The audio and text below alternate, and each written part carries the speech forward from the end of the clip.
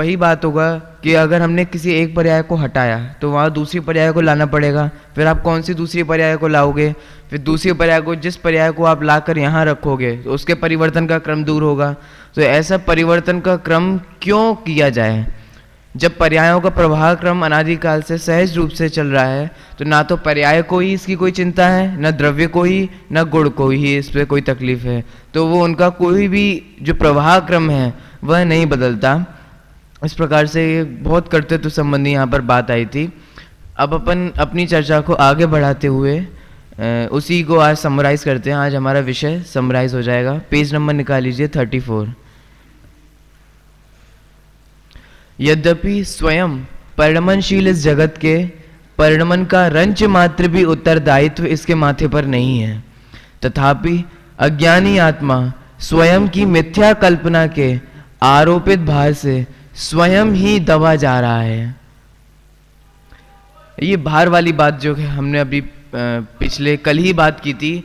क्योंकि बाहर होगा तो व्यक्ति दबेगा, भले ही हम एक दूसरे को या जिस इस कर्तृत्व के अभिमान वाले व्यक्ति को देखेंगे वो हमें देखेगा, तो कहीं से किसी भी प्रकार का कोई भी भार नहीं दिखाई देगा कि ऐसा कोई दबा जा रहा है, कोई भार में हो रहा है। लेकिन वास्तव में देखा जाए, ये लोग आप भी जानते हैं, फिजिकली जो हमें दुख दिया जाता है, तो फिजिकली जो हमारे पीड़ा होती है या फिजिकली जो हमें दुख होता है वह समय पाकर भर सकता है। लेकिन जो मेंटली दुख होता है वो अंदर ही अंदर, अंदर ही अंदर, अंदर ही अंदर चलता जाता है, चलता जाता है, चलता जाता है, और फिर वो अंदर ही अंदर ब्लास्ट होते रहते हैं व्यक्ति के। ये कर्तृत्व के बोझ से जो दबा जा रहा है ना, उसके अंदर ही अंदर, अंदर ही अंदर चलता चला जाता है। यहाँ कहा जा रहा है कि उस कर्तृत्व की मान्यता सहित उसकी दृष्टि बहुत बोझिल हो जाती है, उसकी मान्यता बहुत बोझिल हो जाती है, और 24 घंटे उसको करना करना ही दिखाई देता है। पर मैं तो इससे कुछ करना ही नहीं है, अपनी पर्याय में कुछ नहीं करना, सब कुछ सहज हो रहा है और होता होगा। ना तो वस्तु स्वरूप ने कोई इसको जिम्मेदारी दी है और ना ही किसी अन्य तरीके से कहा भी है, होता स्वयं जगत परिणाम, मैं जग का करता क्या काम। तो इस प्रकार से हमारी यहाँ पर ये चर्चा समाप्त हो गई है जो कर्तव्य संबंधी वाली बात थी। अब यहाँ पर एक बहुत अच्छा विषय आएगा जो आप लोगों को भी मन में अंदर होगा। तो चलो साहब, समझ आ गई हमें कि हमें परद्रव्य में कुछ नहीं करना, यही आप कहना चाहते हो ना। और अपना भी जो होता है वो भी सहज रूप से होता है। ठीक है, हमने मान लिया कि हमें परद्रव्य में कुछ नहीं करना, यही अकर्तावाद का सिद्धांत है, और द्रव्य अपनी पर्याय का करता है। ठीक है, कोई बात नहीं, अपनी पर्याय का करता है ना, अपनी संभाल तो करनी पड़ेगी ना, अपना तो रख रखाव करना पड़ेगा ना, अपनी तो देख रेख करनी पड़ेगी ना, इतना सब कुछ तो करना पड़ेगा ना। ये पड़ेगा पड़ेगा वाली लैंग्वेज आ रही है ना। प्रश्न, टॉपिक चेंज हो रहा है, आई रिपीट, टॉपिक अब बदल रहा है। अब वो ये कह रहा है कि ठीक है, हमें पर में नहीं करना, हमें आ गया समझ में। आपने खूब सारे 3-4 दिन से हमारी वही चर्चा चल रही है कि नहीं बदल सकते, नहीं चेंज कर सकते, पर में हेरफार नहीं कर सकते, कुछ नहीं हो सकता। ठीक है साहब, हमें समझ में आ गया। अपना तो करना पड़ेगा ना, कि अपना भी नहीं करें, अपना सामान कहाँ रखें, रूम कहाँ करें, बॉडी मेंटेन करें कि नहीं करें, बीमार हो गए तो ये करें कि नहीं, ये हो रहा है तो ऐसा करें कि नहीं। अपना बॉडी मेंटेन तो करना पड़ेगा कि नहीं करना पड़ेगा। आप तो सभी उड़ाए जा रहे हो। तो देखो, अब यहाँ पर ये प्रश्न हो रहा है। इस पर कुछ लोग कहते हैं कि ना सही पर का, पर अपना काम तो करना ही होगा। यदि हम अपना ही काम ना करेंगे तो कौन कर जाएगा हमारा काम? खाना पीना उठना बैठना तो करना ही होगा, और यह सब सोच समझ कर करना होगा, नहीं तो सब कुछ गड़बड़ा जाएगा, स्वास्थ्य चौपट हो जाएगा। ठीक है, सारी बातें आ गई कि सब कुछ करना पड़ेगा। अब क्लास का समय है तो क्लास आना पड़ेगा, इसका समय हो गया, दूध चाय का समय हो गया तो अब दूध चाय पीना पड़ेगी, वो भी स्वास्थ्य के लिए बहुत जरूरी है। खाने का समय हो गया तो खाना पड़ेगा, फिर क्या खाएं क्या नहीं खाएं, बीमार हैं तो तेल की चीज़ें नहीं खाएं, दलिया खाएं, खिचड़ी खाएं, या ये सब तो देखना पड़ता है, ये सब तो करना पड़ता है, ये सब तो करना पड़ेगा, वरना हमारा स्वास्थ्य चौपट हो जाएगा। आप कैसी बातें कर रहे हो? ठीक है, ये तो हुआ प्रश्न। अब इसका उत्तर आप लोग को सचमुच बताऊं, जब मैंने क्रमबद्ध पर्याय पढ़ी थी और ये उत्तर पढ़ा था तो मैं तो अंदर से हिल गया था। मतलब वास्तव में ऐसा उत्तर है, बहुत शानदार उत्तर है, बहुत अच्छा उत्तर है। उसको अपन पढ़ते हैं। उससे कहते हैं कि जरा विचार तो कर कि जब तू मां के पेट में था तब सोच समझकर क्या क्या करता था। पहला प्रश्न, जब हम सभी ये हो सकता है कि ये विषय भी आप लोगों के में भी इतना रिलेवेंट ना हो, मतलब अभी आप लोगों के बीच में इसकी इतनी प्रासंगिकता ना हो, लेकिन जैसे जैसे हम पता है बड़े होते जाते हैं, जैसे जैसे हम, देखो एक सीधी सी बात है, अभी आप लोगों में से कोई ज़्यादा बीमार भी नहीं होता होगा, कुछ भी हम लोग को कोई फिजिकली ज़्यादा दिक्कत भी नहीं होती होंगी, लेकिन क्योंकि अभी हम यूथ हैं, अभी हम युवा हैं, तो हमें भी कोई दिक्कत नहीं होती। लेकिन जैसे जैसे जैसे जैसे हम अपनी शरीर की बैंड बजाते जाते हैं, है ना, बैंड बजाते जाते हैं, वो फिर कभी बात बताऊंगा कि हम कैसे बैंड बजा रहे हैं इसकी। तो जैसे जैसे हम इसकी धीरे धीरे बैंड बजाते जाते हैं, है ना, दूसरे मायने में कहूँ तो उसका शोषण करने लग जाते हैं, तो धीरे धीरे धीरे जैसे हम इसके खराब करने लग जाते हैं, वैसे ये मशीन धीरे धीरे खराब होने लग जाती है, बीमारियां होने लग जाती हैं, तरह तरह की प्रॉब्लम होने लग जाती हैं, कहीं कुछ दिक्कत हो रही है, कहीं इधर दिक्कत हो रही है, कहीं उधर दिक्कत हो रही है। फिर उस समय हमें बहुत सोच समझ के काम करना पड़ता है। आप देखो अपने मम्मी, अब हम सभी लोग अपने मम्मी पापा को देखें, ये नहीं खाना, ऐसा नहीं खाना, बादी की चीज़ नहीं खाना है, ये सुबह ये नहीं खाना है, डॉक्टर ने ये मना किया है, वैद्य ने ये मना किया है, ये नहीं खा सकते, तो इतना तो ध्यान रखना पड़ेगा, ये सब तो करना पड़ेगा। अब यहाँ पर ये प्रश्न किया, ठीक है, अब ये सारी बातें हो गई, अब यहाँ पे देखिए ये प्रश्न कर रहे हैं हम, उससे कहते हैं कि जरा विचार तो कर कि जब तू माँ के पेट में था तब सोच समझकर क्या क्या करता था, इसी प्रकार जब माँ 2 माह का था तब भी सोच समझकर क्या क्या करता था। यहाँ सीधी सी बात ये कही जा रही है, जब अपन छोटे थे, छोटे का मतलब ये है कि जब एक तो सबसे पहले अपनी प्रारंभिक अवस्था, गर्भ अवस्था, जब हम उस गर्भ अवस्था में थे तो कितना सोच समझ के खाते थे, बोलो, क्या खाएं क्या नहीं खाएं, क्या लें क्या नहीं लें, ये सब कुछ सोच समझ के करते थे। चलो कोई बात नहीं, आप तो कह सकते हो कि नहीं नहीं साहब तब तो गर्भ में थे, तब क्या कर सकते हैं, तो साइड में रख दिया। जब अपन और भी छोटे थे, बिल्कुल ही बच्चे थे, है ना, जब बिल्कुल इतने इतने से हम सभी लोग होंगे, तब हम सोच समझ के क्या क्या खाते थे, बोलो, क्या सोच समझ के नहीं मेरी डाइट में, अरे आजकल के बच्चों को देख लो तो ऐसा भी देखने को मिल जाएगा, है ना, लेकिन ये तो हम अपनी बात बता रहे हैं, क्योंकि मैंने देखा है अपने रिश्तेदारों की कुछ बच्चों को, नहीं डॉक्टर ने हमारे को ये खाने के लिए मना किया है, ये हमारी डाइट है और ये है वो है, तो ऐसी नौटंकी करने वाले भी आजकल के बच्चे हो गए हैं। लेकिन अपन तो नहीं थे, तो हम तो अपना उदाहरण दे सकते हैं, हमें कोई दिक्कत नहीं है। तो अपन सोच समझ के क्या क्या खाते थे, बताओ आप लोग भी, अपन विचार करें इस बारे में कि हम क्या सोच के खाते थे कि कितना लें कितना नहीं लें। जो मिलता था जो खाते थे, आपको याद है जब आप लोग खेलने के लिए भागा करते थे, है ना, तब जल्दी जल्दी झटपट, मैं तो था ऐसा, इसलिए मैं तो बोल रहा हूँ, मुझे नहीं पता कि आप लोग थे कि नहीं थे, कि जब हम लोग को खेलने की बहुत धुन सवार होती थी, स्कूल से बैग पटका रहे, मम्मी जो खाना हो दो, जो है कुछ आधे और कपड़े बदलने में खा लिया, कुछ इधर पे भाग लिया, कुछ भागते में खाते जा रहे हैं, और जो मन में आया जैसा हो गया, चल हो गया, चल दिया, बस खा लिया, हो गया। तो ऐसे ऐसे खा जल्दी, अब तो तू बड़ा सोच सोच के खाता है, एक और को 32 बार चबा चबा के खाता है, जैसे बड़े हो जाते हैं ना, जो सोच के खा रहा है, चबा के खा रहा है, अच्छे से खा रहा है ना, जो डाइट दे रहे हैं वो खा रहा है, जो डॉक्टर ने मना किया वो भी खा रहा है, फिर भी तू बीमार क्यों होता जा रहा है? जब इतनी साज संभाल कर रहा है फिर भी तू बीमार क्यों हो रहा है? फिर भी तू दिन प्रतिदिन बूढ़ा क्यों होता जा रहा है? अभी तो आप लोगों को नहीं लग रहा होगा, लेकिन हम रोज रोज बूढ़े होने की ओर अग्रसर हो रहे हैं, रोज हर समय बूढ़े होते जा रहे हैं, बूढ़े होते जा रहे हैं। अभी बुढ़ापा नहीं दिखता, लेकिन जैसे ही हमारे बाल सफ़ेद होने लग जाते हैं, जैसे ही हमारे चेहरों पे झुर्रियाँ आने लग जाती हैं, जैसे ही हमारे बीमारियाँ हमें घेरने लग जाती हैं, वैसे ही हमें लगता है कि हाँ भाई अब हमारा बुढ़ापा आ गया। जब वो अपना भजन ना, चरखा चलता नाई, जब चरखा पुराना हो जाता है ना, तो हमें समझ में आने लग जाता है कि अब भाई हो गया है, बुढ़ापा आ गया है। लेकिन अभी हम युवा हैं, लेकिन धीरे धीरे धीरे धीरे बुढ़ापे की ओर अग्रसर होते जा रहे हैं। यहाँ यही कहा जा रहा है, जब हम आज अपनी इतनी संभाल रखते हैं फिर भी बीमार क्यों हो जाते हैं? तू तो बहुत संभाल रखता है। देखो एक प्रश्न, तेरे शरीर में जो बीमारियां होती हैं वो तुझसे पूछ के होती होंगी कि मैं हूं कि नहीं हूं? तू तो शरीर की बहुत संभाल रखता है। तेरा अभी जो पैर मुड़ाता, ये तुझसे पूछ के मुड़ा होगा कि मैं मुड़ूं कि नहीं मुड़ूं? बहुत संभाल करता है तू तो इसकी। नहीं, विचार करें अपन, हर चीज, हर एक्सपेक्ट्स में अपन विचार करें। शरीर में जो हमारी बीमारियां हो जाती हैं, शरीर का जो परिणमन होता है, जितनी सारी चीजें हैं, ये तेरे से पूछ के होती होंगी। अच्छा, तेरा ये जो शक्ल है, मतलब 99% लोगों को, उनको जो मिलता है वो पसंद ही नहीं आता।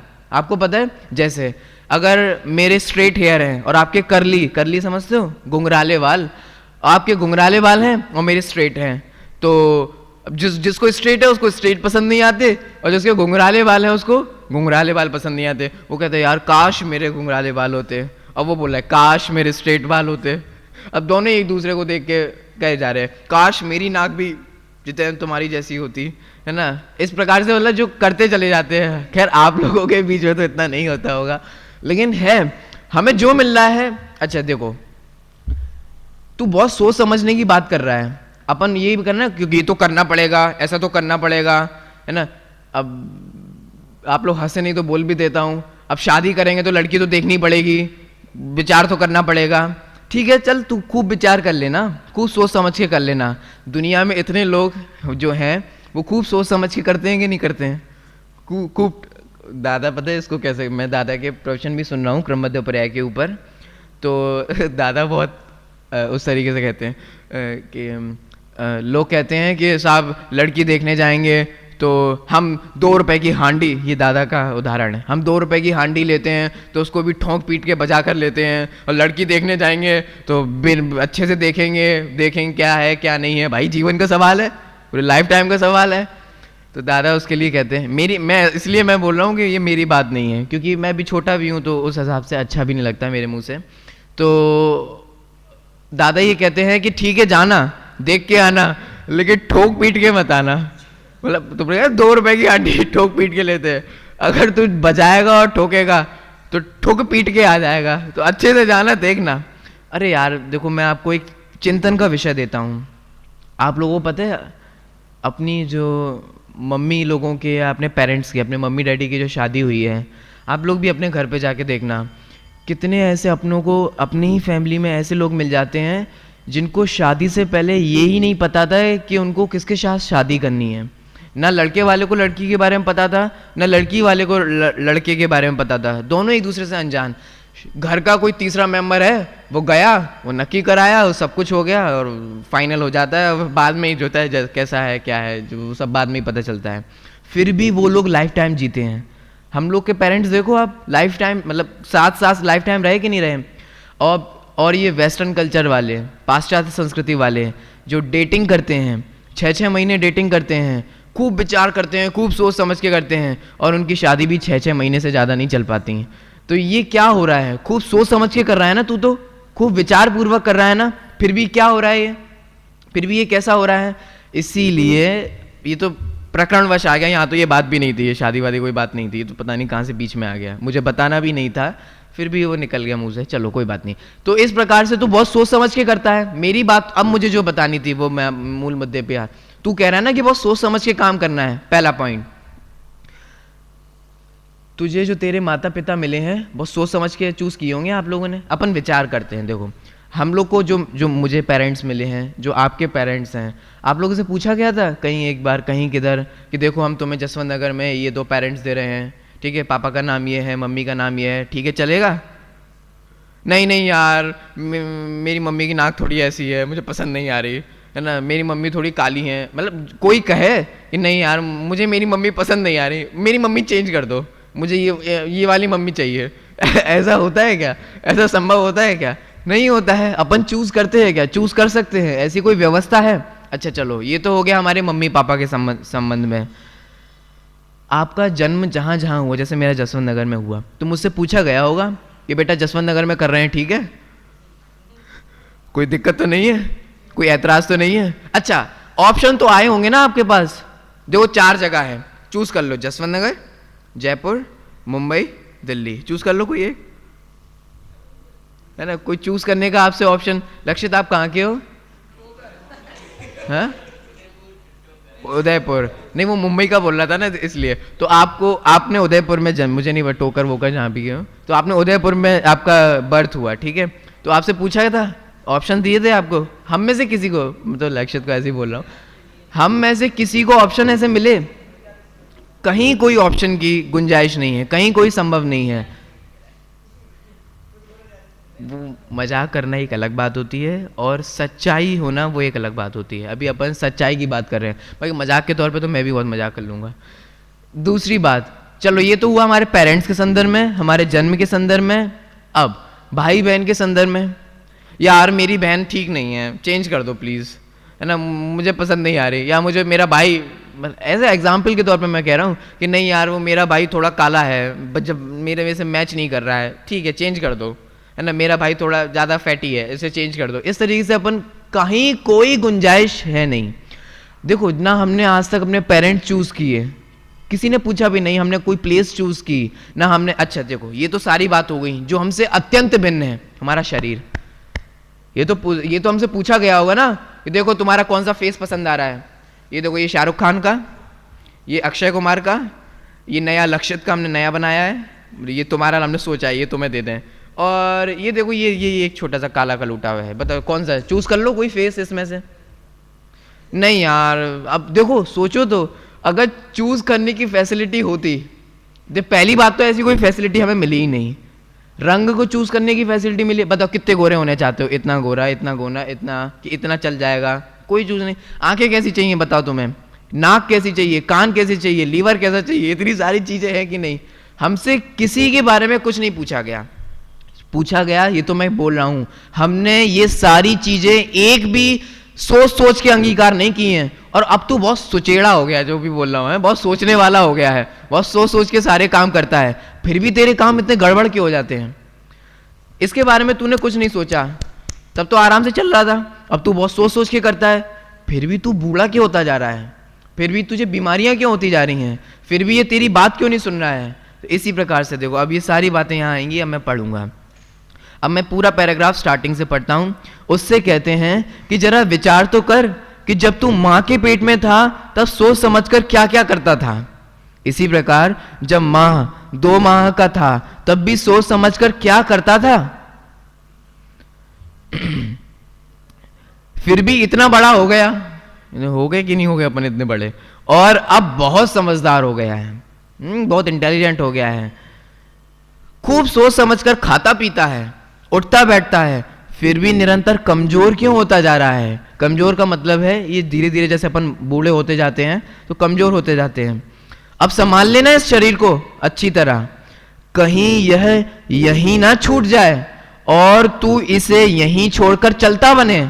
संभालने की बात कि अपना तो करना पड़ेगा, संभालना पड़ेगा, पूरी तरह संभाल के रखते रखते भी एक दिन यही होगा कि यह यहीं पड़ा रहेगा और तुझे इसे छोड़कर जाना पड़ेगा। संभाल ले, खूब संभाल, खूब दिन रात इसके शरीर के बारे में व्यतीत कर दे, खूब साज सज्जा कर, लेकिन संभालते संभालते एक दिन आना पड़ेगा जो तुझे यहीं छोड़कर इसको जाना पड़ेगा। फिर भी इसके कर्तृत्व का अभिमान तुझसे नहीं छूटता। इस शरीर पर तेरा भी तो वश नहीं चलता, और कितना रंच मात्र भी तो वश नहीं चलता। ये तेरे बाल काले से सफेद तेरे से पूछकर हुए होंगे, चेहरे पर जो झुर्रियां दिखाई दे रही हैं, ये साइंस ऑफ एजिंग है, धीरे धीरे जैसे जैसे हम बूढ़े होते चले जाते हैं उसकी निशानी है। चेहरे पर जो झुर्रियां दिखाई दे रही हैं, या अभी हम लोग यूथ हैं तो किन्हीं पिंपल आ जाते हैं, फोड़े हो जाते हैं, या अपने स्मारक में वो बहुत होता है, क्या होता है वो, नहीं, वो एक बहुत बड़ा सा फोड़ा हो जाता है जिसमें से फिर बाद में निकलता है बाल तोड़। हाँ, तो ये जो बाल तोड़ हुआ है वो तेरे से पूछ के हुआ होगा, है ना। और ये जो अभी जो कई सारे बच्चों को हमारी क्लास में दुर्भाग्यवश जो भी अपन कहें उनको चिकन पॉक्स हो गया, तो उनको जो चिकन पॉक्स हुआ है वो उनसे पूछ कर हुआ होगा, मतलब विचार करके अपन देखें तो वही सारी बातें हैं। चेहरे पर जो झुर्रियां दिखाई दे रही हैं वे भी तेरी स्वीकृति में पड़ी होंगी, स्वीकृति में पड़ लो, तुमसे परमिशन लेके हुआ होगा। यदि नहीं तो फिर यह क्यों नहीं स्वीकार करता है कि होता स्वयं जगत परिणाम, मैं जग का करता क्या काम। अरे भाई, शरीर भी तो पर है जिस पर तू अपना कर्तृत्व थोप रहा है। तूने कहा ना अपना तो करना पड़ेगा, तू जिसे अपने की कैटेगरी में ले रहा है, वास्तव में विचार करके देखा जाए तो वो भी तो पर ही है। देखो, एक टॉपिक से हटके, मैं पहले ही बोल देता हूँ, टॉपिक से हटके एक बहुत अच्छी बात बताता हूँ मैं आपको। मैंने अभी थोड़े दिनों पहले एक बुक पढ़ी थी, उसमें से ये इस संबंधी मुझे विचार करना, थोड़ा सा एक बात बताता हूँ।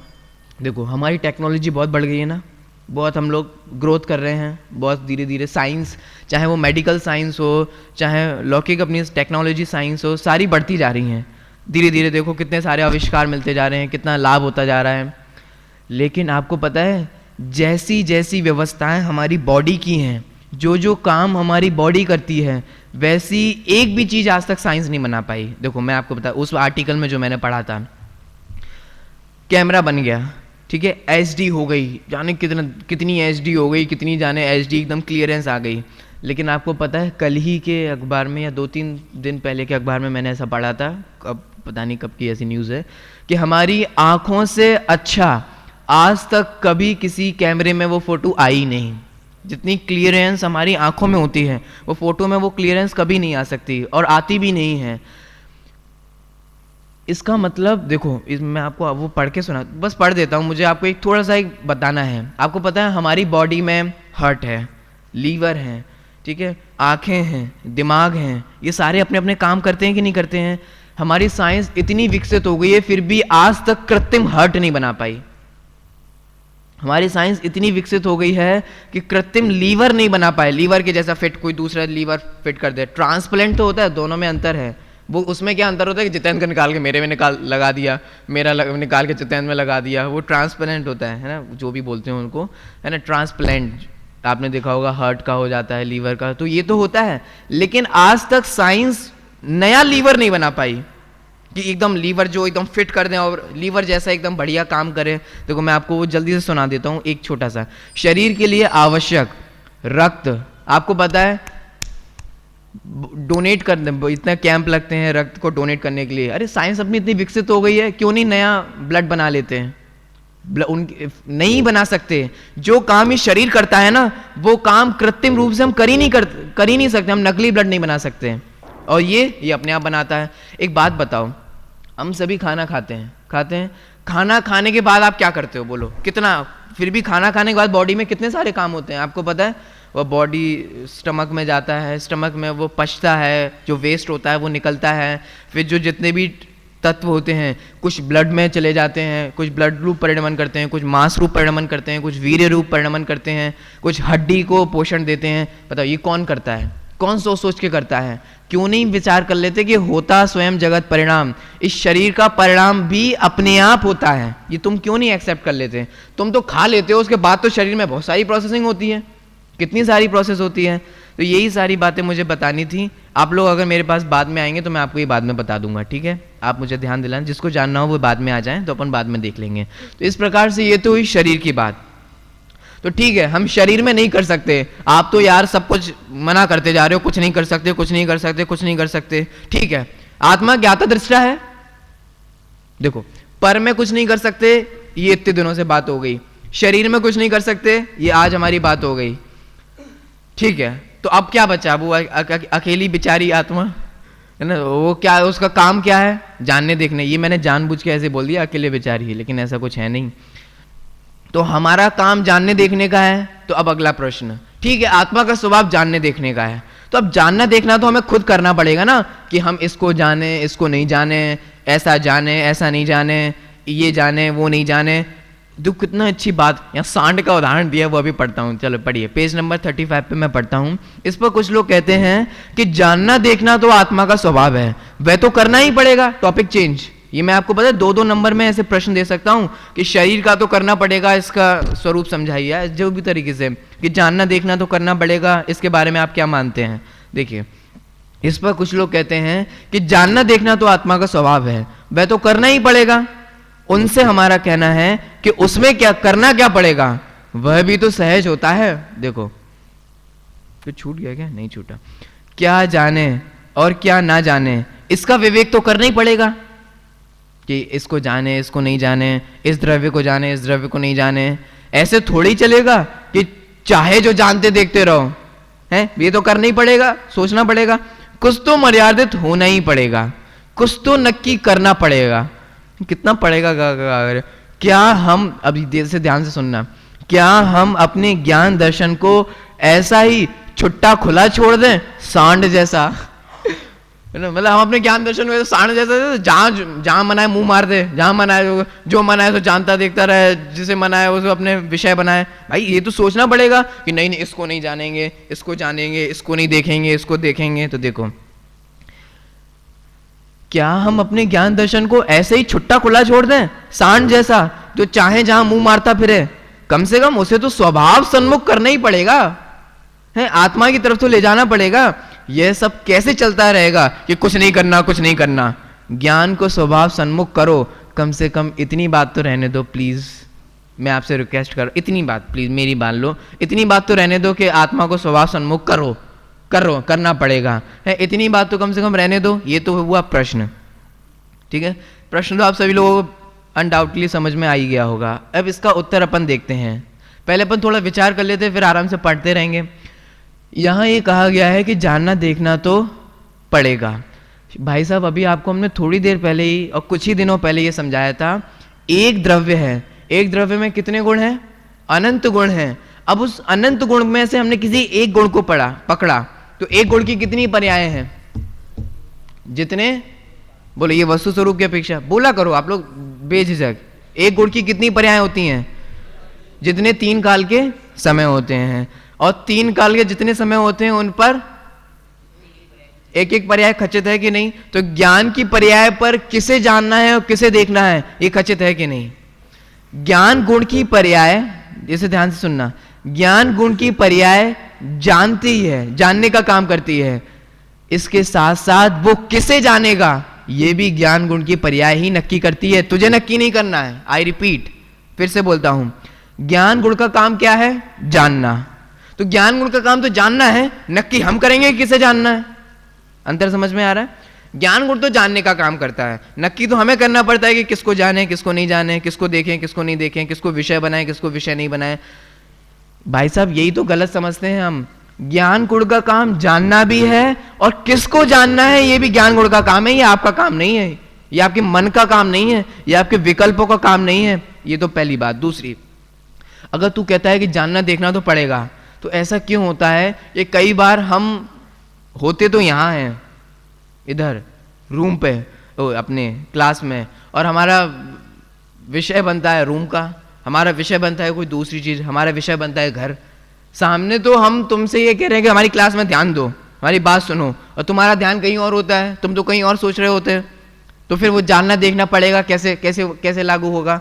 स्वभाव सन्मुख तो करना पड़ेगा। अब ठीक है, इतना तो रहने दो, स्वभाव सन्मुख तो करना पड़ेगा। स्वभाव सन्मुख करना पड़ेगा, जब तक आपको ऐसा भार रहेगा तब तक स्वभाव सन्मुख कभी नहीं होगा। स्वभाव सन्मुख करना पड़ेगा। अब स्वभाव सन्मुख करके ले जाता हूं। ये रहस्यपूर्ण चिट्ठी में टोडामल जी ने बहुत अच्छी बात कही, क्योंकि ये सारी देखो क्रमबद्ध पर्याय की ये सारी बातें किसके लिए हैं? दृष्टि के स्वभाव सन्मुख होने के लिए। ये मैंने कल भी आपको बताया था, आज फिर से रिपीट कर रहा हूं। तो अब दृष्टि को स्वभाव सन्मुख तो करना पड़ेगा। ऐसा तो उपयोग को सभी से हटाओ और फिर अंदर से ले जाओ, फिर अंदर में ऐसे मग्न करो, परिणामों को फिर ऐसे मग्न करो, फिर अपनी ज्ञान के पर्याय को आत्मा के ऊपर डालो, फिर वो विषय बनेगा। ये तो करना पड़ेगा इतना सब कुछ। जब तक हमारे अंदर ऐसा भार रहेगा तब तक त्रिकाल में कभी भी ज्ञान पर्याय स्वभाव सन्मुख नहीं होती। जब तक इसका भी भार नहीं हटता, जैसे ही इसका भार भी हट जाता है वैसे ही ज्ञान पर्याय स्वभाव सन्मुख होती है। देखिए इसको मैं पढ़ता हूं। यदि ऐसा कोई कहे तो उससे कहते हैं, भाई ज्ञान को स्वभाव सन्मुख करने के विकल्प से ज्ञान स्वभाव सन्मुख नहीं होता। यह बात अलग है कि स्वभाव सन्मुख होने से पूर्व ऐसे विकल्प जरूर होते हैं। आई रिपीट, देखो जैसे अपन कहते हैं ना, मुमुक्षु अर्थात जैसे मोक्ष जाने की इच्छा हो, तो दोनों ही बातें होती हैं। जिसको मोक्ष जाने की इच्छा नहीं होती वो मोक्ष भी नहीं जाता, लेकिन मोक्ष जाने की इच्छा मात्र से, और जब तक मोक्ष जाने की इच्छा बनी रहेगी तब तक मोक्ष नहीं होता। ये दोनों बातें समझ में आती हैं आप लोगों को? मैंने बहुत जल्दी बोल दी।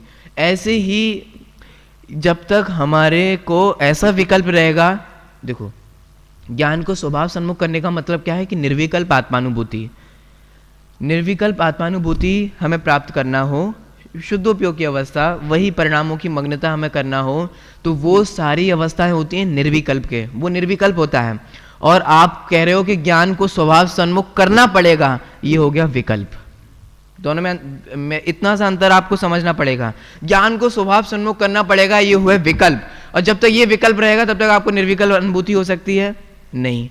आपको पता है हम जिस चीज पे अपना रेस्ट्रिक्शंस लगाते हैं, जिस चीज को क्या बोलते हैं हिंदी में रेस्ट्रिक्शन को, जिस चीज को रोकते हैं वो चीज और ज्यादा विस्तृत रूप से निकल के आती है। देखो मैं अभी आपको एक छोटा सा एग्जाम्पल दूं, मैं यहाँ पे एक पर्दा डाल दूं और कुछ नहीं हो, और यहाँ लिख दूं बस इतना, यहाँ झांकना मना है, सिर्फ इतना सा, कुछ नहीं होगा, और सिर्फ एक पर्दा डाल के क्या लिख दूं कि यहाँ झांकना मना है, बताओ क्या होगा? वैसे आप लोग देखो नहीं देखो कोई मैटर नहीं करता, लेकिन जैसे ही लिख दिया कि यहां झांकना मना है, वैसे क्या होने वाला है बोलो?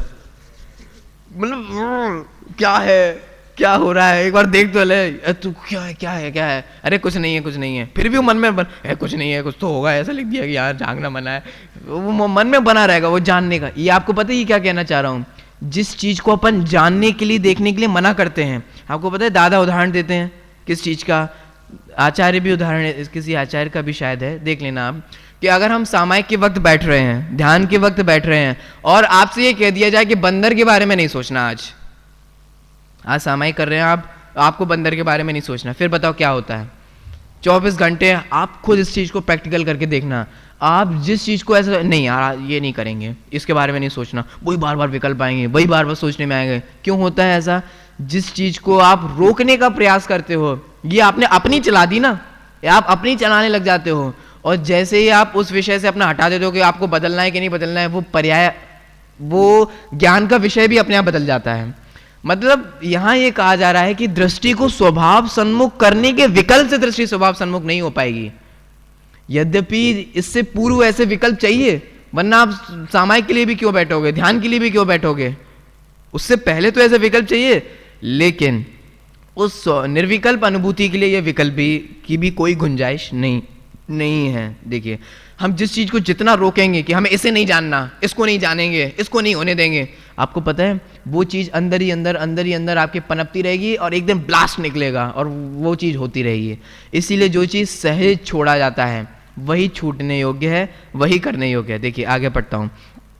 ज्ञान की प्रत्येक पर्याय स्वकार्य करने में परमुखापेक्षी नहीं है, मतलब दूसरे की सहायता की आवश्यकता नहीं है, वह अपने में परिपूर्ण है, स्वकार्य करने में पूर्ण सक्षम है, पूर्ण सुयोग्य है, उसकी योग्यता में उसका ज्ञेय भी निश्चित है।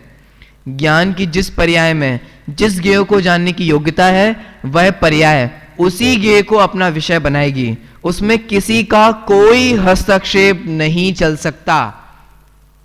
यहां कहा कि ज्ञान की पर्याय में ही ऐसी योग्यता विद्यमान है कि वो डिसाइड करेगी कि किसको जानना है कि किसको नहीं जानना है। आप डिसाइड करने वाले नहीं होते हैं, आप ये इसका निर्धारण करने वाले नहीं होते हैं कि क्या करें क्या नहीं करें। देखिए आगे, यह एक ध्रुव सत्य है कि ज्ञेय के अनुसार ज्ञान नहीं होता, मतलब सामने जो ज्ञेय उपस्थित है उसके अनुसार ज्ञान नहीं होता, अपितु ज्ञान के अनुसार ज्ञेय जाना जाता है। ये समझाने की जरूरत तो नहीं ना, आप इस सिद्धांत से बड़ी बात ही परिचित होंगे और आगे ये बताया भी जाएगा। अन्यथा ऐसा क्यों होता है कि जो ज्ञेय सामने है उसका तो ज्ञान नहीं होता, और जो ज्ञेय सामने नहीं है, क्षेत्र और काल से दूर है, उसका ज्ञान होता दिखाई देता है। अब उदाहरण दे दिया, नवविवाहित ऑफिसर को सामने बैठा क्लर्क नहीं दिखाई देता, अपितु ऑफिस से दूर घर में या पीहर में बैठी हुई पत्नी दिखाई देती है। तो हम लोग अपने याद कर लें कि हमें सामने बैठे हुए टीचर या अध्यापक नजर नहीं आते, अपने गुरु नजर नहीं आते, हमें अपनी क्लास याद आ जाती है, कॉलेज याद आ जाता है, कहीं कुछ और याद आ जाता है, कहीं रिश्तेदारी याद आ जाती है। तो इस प्रकार से होता है। इसी प्रकार का एक श्लोक प्रमेय रत्नमाला में आता है, ये आप सभी लोग याद कर लीजिए। ये क्यों याद कर लीजिए? क्योंकि दादा के प्रवचन में ये कई बार ये श्लोक आप लोगों ने सुना होगा। चलिए पढ़िए इसको। पीते कारागारे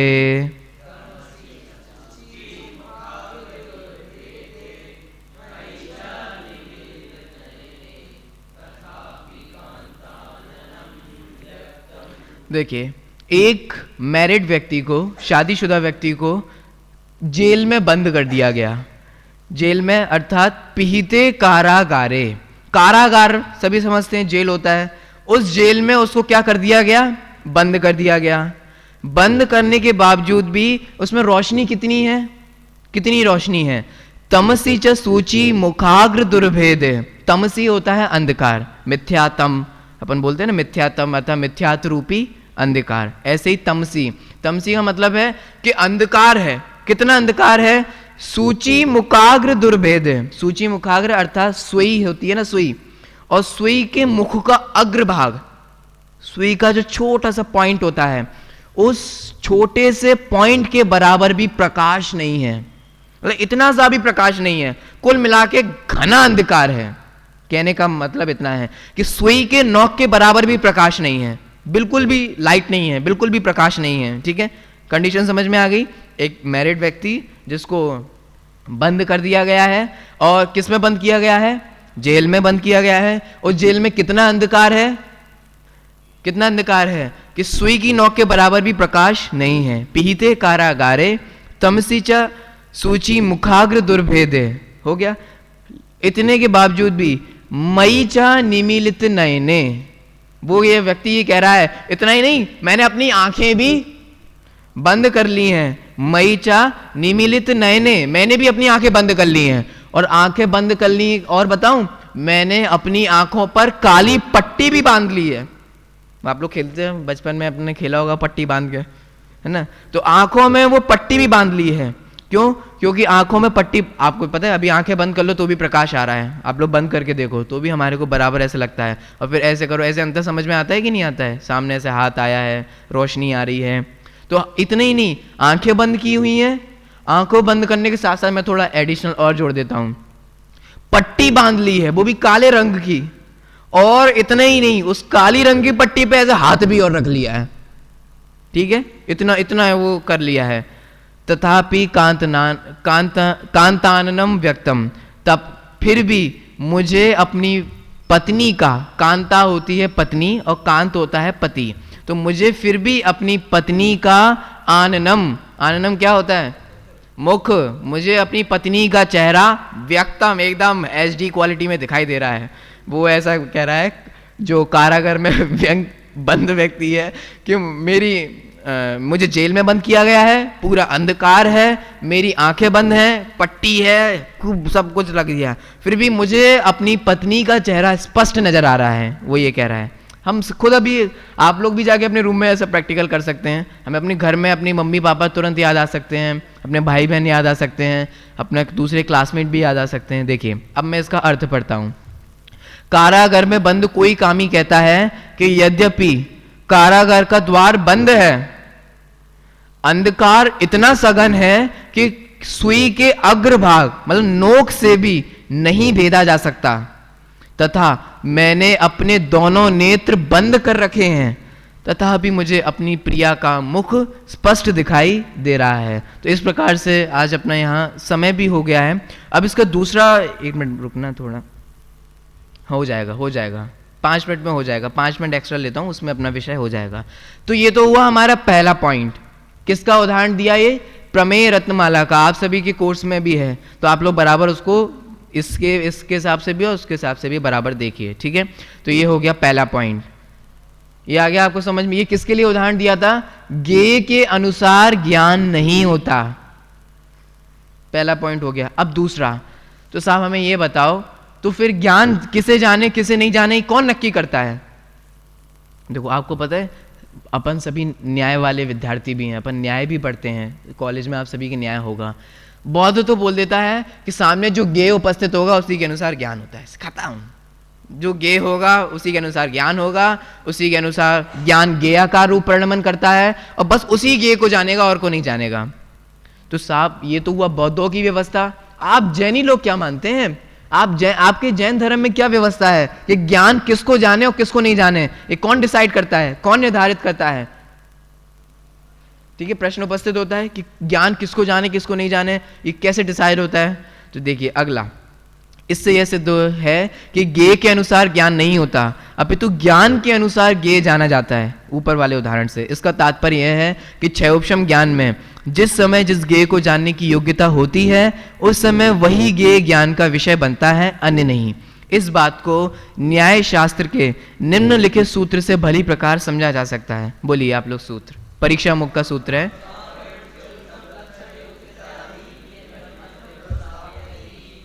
व्यवस्थाप्यति, व्यवस्था करता है। कौन व्यवस्था करता है? देखिए, स्व आवरण क्षयोपशम है लक्षण जिसका, ऐसी योग्यता, स्व आवरण क्षयोपशम लक्षण योग्यतया।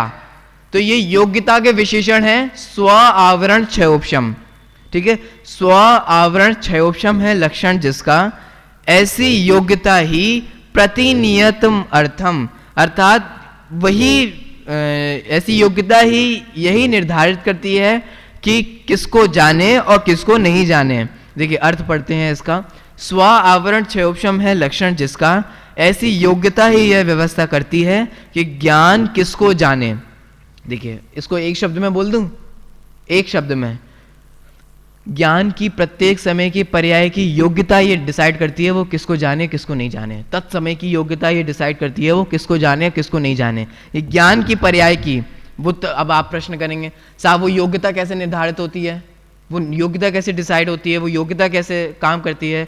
स्व आवरण क्षयोपशम लक्षण, अतः स्व आवरण उस ज्ञान की पर्याय पर डला हुआ जो आवरण है, उस आवरण का क्षयोपशम है लक्षण जिसका, ऐसी योग्यता उस समय की योग्यता ये डिसाइड करती है। मैंने आपको याद है मैंने कुछ दिनों पहले ये कहा था कि कई बार अपन बहुत बुद्धिपूर्वक प्रयास करते हैं किसी विषय को जानने का, किसी विषय को समझने का, फिर भी नहीं आता। मेरे साथ तो होता है, तो मैं तो इसको गवाह हूँ, मैं खुद गवाह हूँ इस चीज़ का। कई बार ऐसा होता है कि खूब प्रयास करते हैं, इतना ही नहीं आपको बताऊँ मेरे साथ तो ऐसा भी हुआ कि कई बहुत स्थूल बातें जो पूरी क्लास को समझ में आ जाती थी क्लास के वक्त, और मेरे दिमाग में नहीं पल्ले पड़ती थी, मुझे नहीं समझ में आती थी, तो बाद में लोग बहुत हंसते थे, तुम इतनी सी बात समझ में नहीं आती, हमें समझ में आ गई, देखो उसे समझ में आ गई, इसे समझ आ गई, तुम्हें समझ में नहीं आ रही। तो अब बताओ मैं आपसे प्रश्न करूं, मैंने तो बादाम तो रोज खाए थे दिमाग बढ़ाने के लिए, ये तो मजाक के तौर पे कह रहा हूं, तो फिर भी मुझे क्यों समझ में नहीं आई और बाकी को समझ में क्यों आ गई, और बाकी को समझ में क्यों नहीं आई मुझे समझ में क्यों आ गई। ऐसा होता रहता है हर बार अभी होता है। मैं आपको पता है मैं आपको जितना विषय पढ़ाता हूँ उसमें से आप लोग कितने अंश ग्रहण करते हैं, किसको कोई कुछ समझ में आता है, किसी को समझ में आता है, किसी को कुछ समझ में आता है, ऐसा ही होता है। तो ऐसा क्यों होता है, ये तत्समय की योग्यता ही डिसाइड करती। ठीक है भाई, ये तो बहुत अच्छी बात बता दी आपने, अब हमसे मत कहना कि क्लास में ध्यान से सुनो, धोखे से भी मत बोल देना ये ध्यान से सुनो क्लास में, और हमसे मत कहना कि उपयोग लगा के सुनो, उपयोग लगा के समझो, क्योंकि भैया ये तो तत्समय की योग्यता है, ये तत्समय की योग्यता ही डिसाइड करेगी। ये जितने भी स्वच्छंदता वाले पॉइंट है ना, ये आप सभी नोट करते जाओ, सभी ये स्वच्छंद है। अभी इसको अभी अपन एक दिन लेंगे, क्योंकि मैं इस विषय को सभी ये जितना भी पुरुषार्थ वाली बात है, स्वच्छंद वाली बात है, इसको मैं एक दिन इसी बारे में चर्चा करूंगा, और उससे ज़्यादा भी लगे तो भी करूंगा। लेकिन अभी विषय नहीं है तो मैं नहीं करता। आप लोग थोड़ा सा कंटिन्यूटी बनाए रखेंगे तो वो विषय से संबद्धता होगी। ये मेरा स्वच्छंदता वाला पॉइंट समझ में आया, इसको अपन एक दिन लेंगे, ठीक है, याद रखना, निश्चित रूप से लेंगे। तो ठीक है, फिर मतलब यहाँ तो ये कहा गया कि ज्ञान की पर्याय, उस पर्याय की तत्समय की योग्यता, और वो योग्यता कैसे निर्धारित होती है, स्व आवरण क्षयोपशम लक्षण से। ये आपको आ गया समझ, स्व आवरण क्षयोपशम लक्षण है जिसका, ऐसी योग्यता, कुल मिला के एक शब्द में कहें तो योग्यता ही ये डिसाइड करती है कि ज्ञान किसको जाने और किसको नहीं जाने। तुम डिसाइड नहीं करते। देखो यहाँ क्षयोपशम ज्ञान किसको जाने और किसको ना जाने इसकी चर्चा चल रही है। केवल ज्ञान में तो ये प्रश्न ही संभव नहीं है। केवल ज्ञान में अपन प्रश्न कर सकते किसको जाने किसको नहीं जाने, क्योंकि वह तो एक समय में ही लोकालोक को जानता है और सब कुछ जानता है। जितेंद्र ध्यान देखो, ध्यान से पढ़ो। बौद्धों का यह कहना है कि ज्ञान ज्ञेय से उत्पन्न होता है। अंतिम बस ये 2 पैराग्राफ हैं, ठीक है। बौद्धों का यह कहना है कि ज्ञान ज्ञेय से उत्पन्न होता है, ज्ञेयाकार होता है और ज्ञेयों को जानने वाला होता है। मतलब ज्ञान ज्ञेयों को जानता है, ज्ञान ज्ञान को नहीं जानता, जिसे वे तदुत्पत्ति, तदाकार और तद अध्यवसाय के रूप में प्रस्तुत करते हैं। जैनों को उक्त बात स्वीकार नहीं है कि ज्ञान ज्ञेय को ही जानेगा और उसी के आकार रूप होगा, एकांत रूप से ये जैनों को स्वीकार नहीं है। इस संदर्भ में वे जैनों से पूछते हैं कि यदि ज्ञान ज्ञेय से उत्पन्न नहीं होता तो फिर तुम्हारे यहाँ ज्ञान अमुक ज्ञेय को ही जाने और अन्य को क्यों नहीं? आखिर इसका नियामक कौन होगा कि अमुक समय की ज्ञान पर्याय अमुक ज्ञेय को ही जाने? बौद्धों के यहाँ तो ज्ञान जिस ज्ञेय से उत्पन्न होता है उसी को जानता है, यह व्यवस्था है। जैनों में इस संदर्भ में क्या व्यवस्था है, इसके उत्तर में ही उक्त सूत्र आया है, जिसका आशय है कि योग्यता ही इसकी नियामक है, अर्थात ज्ञान की विवक्षित पर्याय में जानने की क्षमता के साथ साथ यह क्षमता भी निश्चित ही होती है कि वह किस ज्ञेय को जानेगी। ये मैंने सबसे पहले ही आपको पॉइंट बता दिया था। ज्ञान जानने के साथ साथ ये भी उसमें निश्चित होता है कि वो किसको जाने। ये आप लोग चाहें तो अंडरलाइन कर सकते हैं। योग्यता को परिभाषित करते हुए कहा गया है कि बस थोड़ी सी बात और है जो कि विषय समाप्त हो जाएगा। योग्यता को परिभाषित करते हुए कहा गया है कि तत्संबंधी आवरण का क्षयोपशम है लक्षण जिसका, ऐसी योग्यता अर्थात उस योग्यता में जिस ज्ञेय को जानना है तत्संबंधी आवरण का क्षयोपशम होता है और उतने ही आवरण का क्षयोपशम होता है। इस सब से यही सिद्ध होता है कि ज्ञान की प्रत्येक पर्याय का ज्ञेय भी निश्चित है और वह उसकी योग्यता में ही सम्मिलित है। जब ज्ञान का ज्ञेय भी निश्चित है तो फिर यह बात कहाँ रह जाती है कि क्या जाने और क्या ना जाने। इसका विवेक तो करना ही होगा, इस दशा में कुछ ना कुछ तो करना ही होगा। तुझे इतना भी भार अपने माथे पर नहीं रखना है, तू भी निर्भर होगा और तभी तेरे ज्ञान की पर्याय का ज्ञेय आत्म स्वभाव बनेगा, अर्थात तेरी दृष्टि स्वभाव सन्मुख होगी। ये जानने के बाद स्वच्छंदता नहीं होगी जीवन में। अगर आप इसको जानने के बाद स्वच्छंदता करते हो तो आपने ये समझा ही नहीं। इस विषय को जानने के बाद तो दृष्टि बोझिल नहीं होती है, बोझिल रहित हो जाती है, भार रहित हो जाती है और अपने आप ही स्वभाव सन्मुख हो जाती है। ये फल है इसको जानने का। ये फल नहीं है कि हमें क्यों बता रहे हो, ऐसा क्यों करें, वो एक अलग विषय है, उसको फिर कभी लेंगे। तुझे इतना भी भार अपने माथे पर नहीं रखना है, तू तभी निर्भर होगा और तभी तेरे ज्ञान की पर्याय का ज्ञेय आत्म स्वभाव बनेगा, अर्थात तेरी दृष्टि स्वभाव सन्मुख होगी। दृष्टि के स्वभाव सन्मुख होने का एकमात्र उपाय यही है। यहां यह प्रश्न संभव है। अब ठीक है, ये जो प्रश्न संभव है उसको अपन यहां पर भी तो पढ़ लेते हैं, प्रश्न पढ़ ले। यहां यह प्रश्न संभव है कि यदि ऐसी बात है तो फिर यह उपदेश क्यों दिया जाता है कि दृष्टि को आत्म सन्मुख करो, आत्मा को जानो आदि। इस प्रकार के प्रश्न तो अनेक उठते हैं, उन सब पर आगे चलकर पृथक से विचार किया जाएगा। जो मैंने आपसे बात की ना कि मैं भी अलग से बात करूंगा, लेखक भी अपनी तरफ से ये कह रहे हैं कि फिर हम क्यों जाने, फिर आप हमसे क्यों कहते हो कि उपयोग पूर्वक पढ़ो, फिर आप हमसे क्यों कहते हो कि क्लास में आओ, फिर आप हमसे ये क्यों कहते हो कि एब्सेंट हो गए जब निश्चित है। तो ये सारी जो हमें इस संबंधी प्रश्न उठते हैं, फिर वो चरणाल युग में उपदेश क्यों दिया जाता है, ये जितने भी प्रश्न उठते हैं उनका पृथक से समाधान विस्तृत रूप से किया जाएगा। अभी इसलिए नहीं कर रहे क्योंकि आधा पैदा हो पाएगा, कंप्लीट नहीं हो पाएगा, तो जहाँ विषय आएगा उसको कंप्लीट रूप से अपन करेंगे। तो इस प्रकार से आज सिर्फ दो बारे में बात हुई, एक तो शरीर का तो करना पड़ेगा और दूसरा भाई जानना तो पड़ेगा, है ना। जो पड़ेगा वाली दोनों पॉइंट्स जो बातें थी वो आज हमारी हुई शेष चर्चा। फिर